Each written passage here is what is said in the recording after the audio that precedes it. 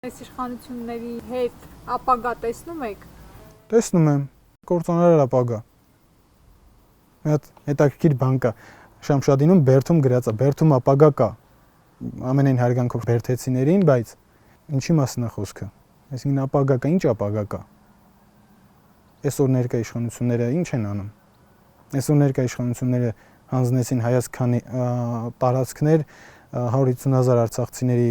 տնազուրկ սարքեցին, հիմա էլ այսօր ներքին թունավորումներ եւ այլն արցախցիների դեմ եւ այլն, ու այսօր ցավոք սրտի հասարակ գյուղացիների մեջ լսում եմ, դե լավ այդ արցախցի, այդ Ղարաբաղցիքը եւ այլն, ինչ։ Արհեստական բաժանումները մեջ գցելը դա չարի գործիքներից է, կիսիր որ տիրես։ Բայց այսօր գրառում էր արել Աստվածաշնչյան։ Գիտեք,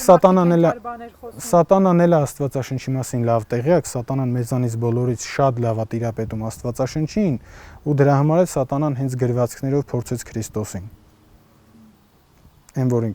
Այն որ այտենց գրառումները արվում Աստվածաշնչից, դեռ չի նշանակում, որ սուրբ կամ չգիտեմ ինչ,